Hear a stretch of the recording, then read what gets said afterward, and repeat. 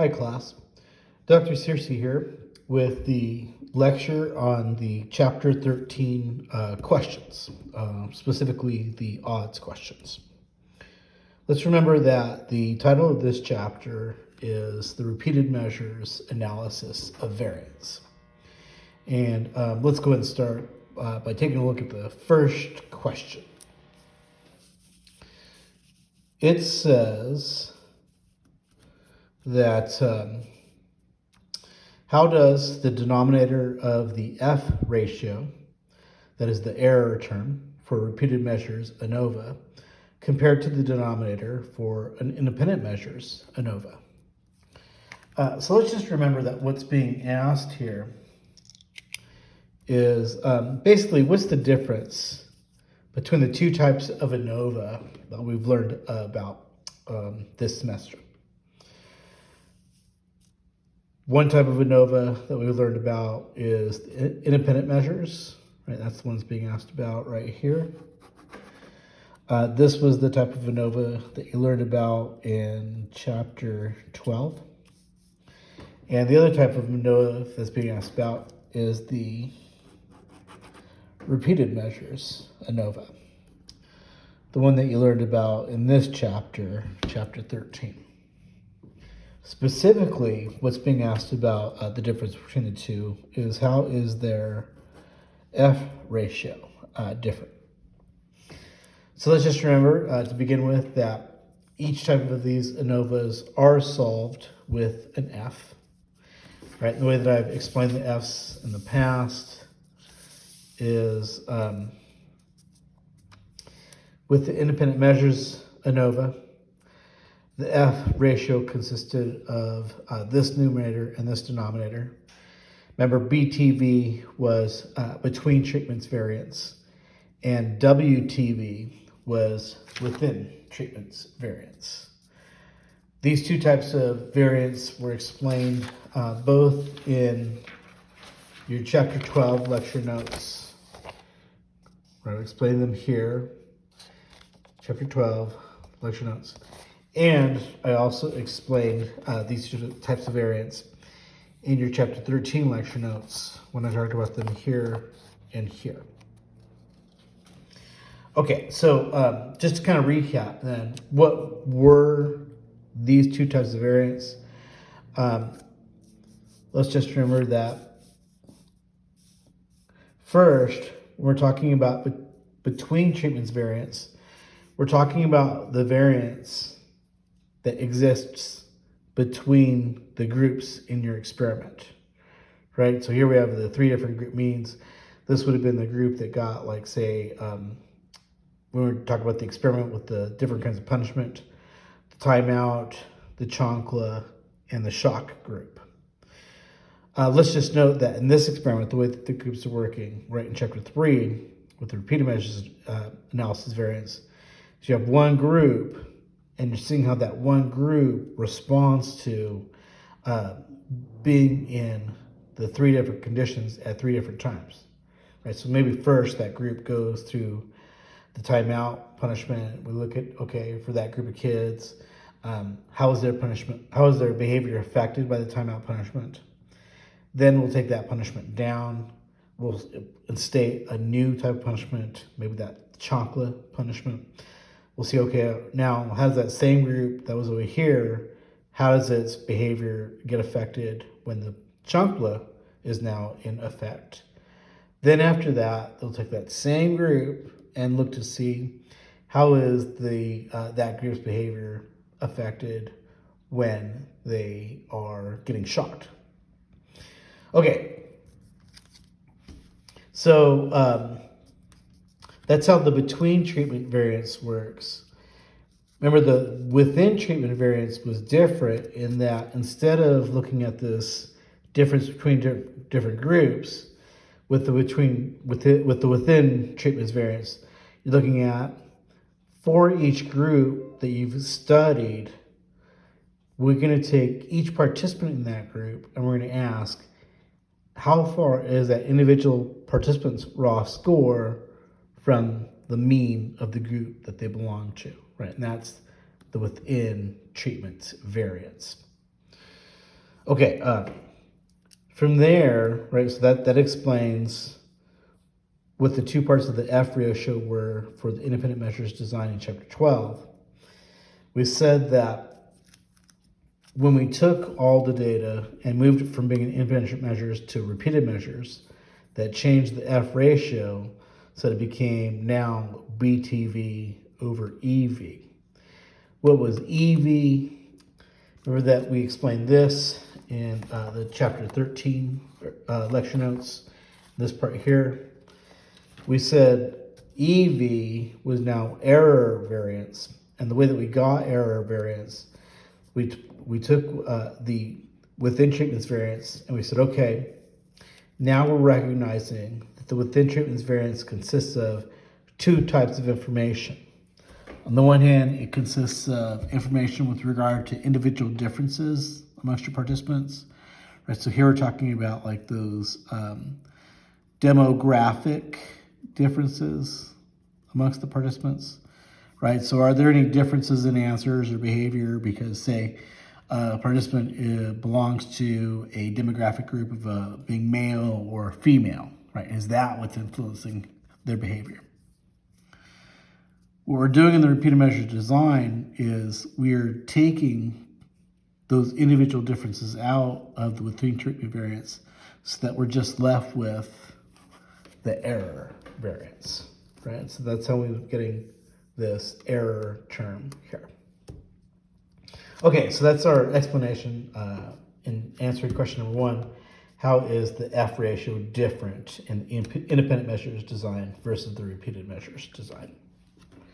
From there, we can take a quick look at question number 2. Remember that you're going to answer this on your own, but I'll be happy to kind of steer you in the right direction with your answer. Question says, the repeated measures ANOVA can be viewed as a 2-stage process. What is the purpose for the second stage? This I explained in this part of the lecture notes, right? So you may want to go back to that video. You even got kind of listed here where you've got what's being done in stage 1 and here what's being done in stage 2. I'll just tell you verbally what's happening here is that in stage 1, you're figuring out what is your between treatments variance and what is your within treatments variance. Then in stage 2, that's where you're taking that within treatments variance and you are getting rid of those individual differences, right? You're removing this stuff and you're leaving yourself with just this error variance, right? That's why we were saying that you had it here. Okay, so I'll let you figure out how to write that answer to question number 2. And in the meantime, I'll go ahead and move on to question number 3. This question asks, a researcher conducts an experiment comparing 4 treatment conditions with n equal 12 scores in each condition. Right, so then from there you got an A and a B question. For A, they're asking, if the researcher uses an independent measures design, how many individuals are needed for the study, and what are the degrees of freedom values for the F ratio? I'm just going to note, for question B, they're asking exactly the same question, except this time they're asking about it with a repeated measures design. Right, so just kind of point out what's being asked in the 2 questions. For A, if it's an independent measure design and you got this going on, how many people are you going to have in the study? And the other question for A is, what will your degrees of freedom be? Then for question B, it's the same thing, but with the repeated measure design, and if you are using a repeated measure design, how are you going to figure out what your degrees of freedom are? Okay, so I'll answer question A first. Remember, if it's an independent measures design, then you're saying that you're going to get different groups to be in the 4 different treatment conditions. And you want each one of those groups to have 12 people in it. So what we're saying is in the independent measure design, I'm going to assign 12 people to the 4 different treatments. So I'm going to have 4 different groups of 12. Therefore, in answer to how many individuals are needed, there are going to be 48 individuals that are going to be needed in the study. How do I figure out the degrees of freedom if it's independent measures design? Remember, there's two sets of degrees of freedom that you have to figure out. First is, what is my degrees of freedom between? And then also, what is my degrees of freedom within? The way that you get degrees of freedom with between, if it's the independent measures design, is you take your K and you minus 1.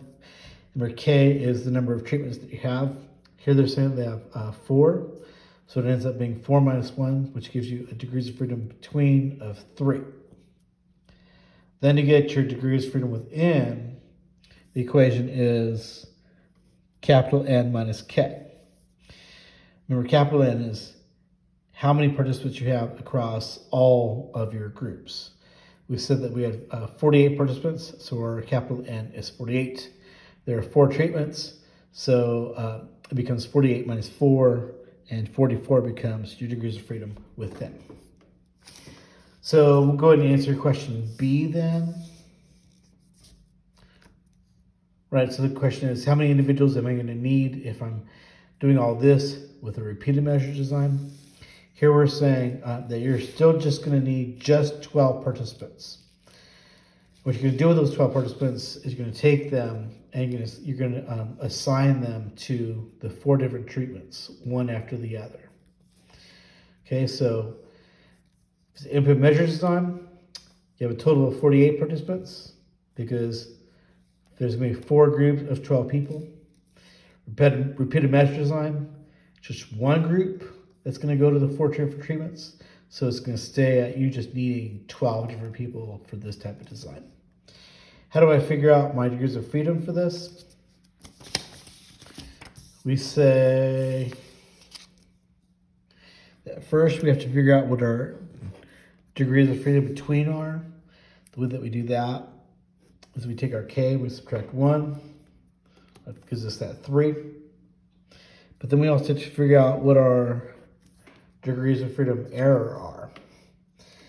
Remember, the way that we do this is we have figured out what our degrees of freedom within treatment is, and we've also figured out what our degrees of freedom between subjects is. We're going to take those 2 values and we're going to subtract them. But how did I get each one of them? The way that I got my degrees of freedom within treatment was I summed up all of the degrees of freedom inside of each treatment. So I had 4 different treatments. The degrees of freedom for each one of those treatments was 11 because there were 12 people. So it gave me a degrees of freedom within treatment of 44. To get degrees of freedom between subjects, I had to take my lowercase n minus 1. That's 12 minus 1, which gave me 11. Right, so then to calculate degrees of freedom error, subtracting my degrees of freedom my degrees of freedom between subjects from degrees of freedom within, it becomes 44 minus 11, which gives me an answer of 33. Okay, so that's everything for question number 3. Take a quick look at question number 4. So the researcher conducts a repeated measures experiment using a sample of n equals 15 subjects to evaluate differences among three treatment conditions. If the results are examined with ANOVA, what are the degrees of freedom values for the F ratio? Right, so basically you can just take everything we did over here for question B and use that to answer question 4. Since that's such an easy question, I'm going to go ahead and move on from there to question number 5. And here we're saying that now the question is, the following data were obtained from a repeated measure study comparing 3 treatment conditions. Use a repeated measures ANOVA with an alpha of 0.05 to determine whether there are significant mean differences among the 3 treatments. Okay, so in question number 5, we're going to go ahead and do the 4-step hypothesis testing process using the repeated measures method, the repeated measures ANOVA method. First, let's just kind of remember what is the data that we're looking at. Person is each participant that was in the study. Here they're being labeled as participants A, B, C, D, and E. We're seeing that there were a total of 5 different participants in the study. Those 5 different participants first experienced treatment 1, they also experienced treatment 2, and they also experienced treatment 3. Right, and these are the scores they got across the 3 different treatments. Remember that the person total score is that for each participant, what their total score was across the 3 different treatments. Right, so for participant A, their person total score was 6 because they got a 0, a 2, and a 4. Right, and we got a person total score all the way down. From there, our capital N is 15. Why is it 15? Remember, this is how many participants there were across the different treatments. You had 5 different participants, but you spread them across 3 different treatments. That's how you got 5 times 3. That's how you got the 15 here. Then G, remember, is your total of your T's that you have. What is T? Remember, T is, for each group of raw scores, the sum of those raw scores. Sum of x squared is where you've taken each x value, you've squared it. Once you've squared all these x values, you've added all of them up, and that's how you got that 350. Remember, these m's are all the individual group means. The way that I tend to represent these are with x bars. The T I've already said was the sum of each group's total. And then you got the sum of squares for each group as well. Okay, so let's go ahead and go through all of the steps and the stages that you would have to complete to do this repeated measures ANOVA. Step 1, we said, is still where you're stating your hypotheses. Here we're saying that the null, remember where there's no significant effect, says that all of the population means for the 3 different groups are going to equal each other. Hence, there's going to be no significant difference between them. The alternative hypothesis says, though, that at least one treatment mean is going to be significantly different from the other treatment means. Okay, so then that leads to our step 2.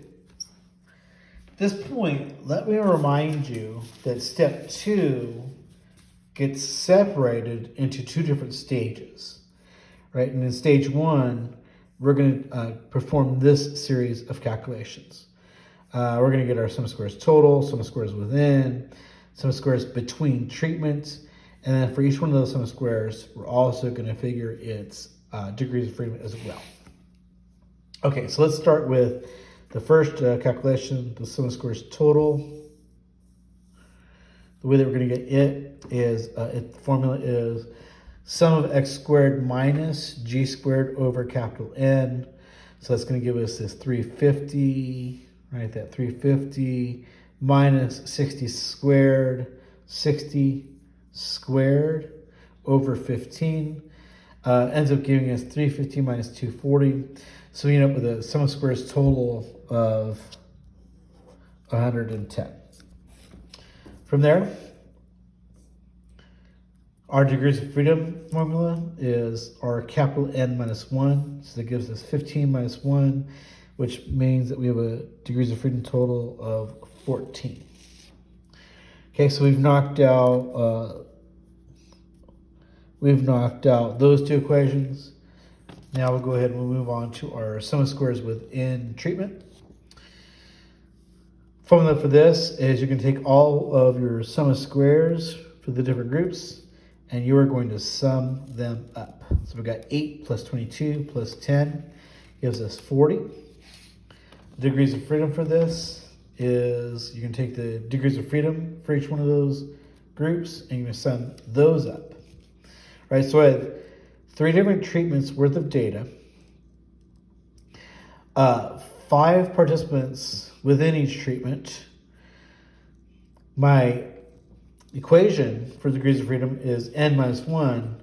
So it's going to be 5 minus 1. So it's 4, right, the degrees of freedom for treatment 1, plus 4, the degrees of freedom for treatment 2, plus 4, the degrees of freedom for treatment 3. Those 3 degrees of freedom summed up give me 12. Okay, so I have a sum of squares within treatment of 40 and a degrees of freedom within treatment of 12. That leads me to the next set of equations, which is now sum of squares between treatment. Right, the formula for this is I'm going to take each of my t's, I'm going to square it, I'm going to put it over its groups n, and I'm going to sum all those up. Right, once I've summed those up, then I'm going to take that sum and I'm going to subtract from it g squared over capital N. What does that give me? Gives me this equation here. 5 squared over 5 plus 25 squared over 5 plus 30 squared over 5 minus 60 squared over 5. Right, we're going to sum those up, then subtract that 60 squared over 15. First thing I'm going to do, though, is I'm going to take all of my exponents. I'm going to square them so that I know what I have. And then we'll just say that I'm going to end up with a sum of squares between treatment value of 70. Right, and then I also have to calculate my degrees of freedom between treatment. Its formula is k minus 1, and so that gives us 3 minus 1 equals 2. So at this point, if we take a look at that cheat sheet that we had last week, where we had the list of equations that we had to calculate, we're seeing that I've now just calculated all of the equations in my sum of squares. Oh, I have one more to go, right? I still have to calculate, oh no, I just got it. So I've calculated sum of squares total, degrees of freedom total, sum of squares within treatment, degrees of freedom within treatment, and sum of squares between treatment and degrees of freedom between treatment. Now I'm going to move on and I'm going to calculate my stage 2 equations. Okay, and that's going to consist of, I got the list here, it's going to consist of now calculating sum of squares between subjects, its degrees of freedom, sum of squares error and its degrees of freedom, then a mean squares between treatment and a mean squares error, and then from there I'm going to calculate F. Okay, so first I'll calculate my sum of squares between subjects. That's going to be this equation here. Right, so it's going to be the sum of p squared over k. And p is that person total score. I'm going to take all those, I'm going to sum them up. Then once I've done that, I'm going to subtract this g squared over capital N. That's everything that I'm doing here. Right, so all those p values squared over their k's, which was 3. Then that subtracting the 60 squared over 15. We'll just cut to the chase and we'll say that gives us a sum of squares between subjects of 30. And to get a degrees of freedom between subjects, it's that lowercase n minus 1, which is 5 minus 1, which gives us a degrees of freedom between subjects of 4. From there, moving on to the next equation, is the sum of squares error. For sum of squares error, my calculation is to take my sum of squares within and subtract my sum of squares between subjects. I've already figured that my sum of squares within was 40. And over here, I just figured that my sum of squares between subjects was 30. Which becomes 40 minus 30 equals 10. From there, quick calculation of my degrees of freedom. error. That's basically the same thing. Degrees of freedom within minus degrees of freedom between subjects. That's 12 minus 4 equals 8. So now we're almost done with our stage 2 equations. Now I just need to calculate my two mean squares values. Right here is my mean squares between treatment. The way I'm going to calculate it is I'm going to take my sum of squares between treatment and divide it by my degrees of freedom between treatment. That becomes 70 divided by 2, gives me a mean squares between treatment of 35. My other mean square value that I have to calculate is my mean square error, which consists of my sum squares error divided by degrees of freedom error. Gives me 10 divided by 8, or 1.25. So that now I can go ahead and calculate F, right? My mean squares between divided by my mean squares error.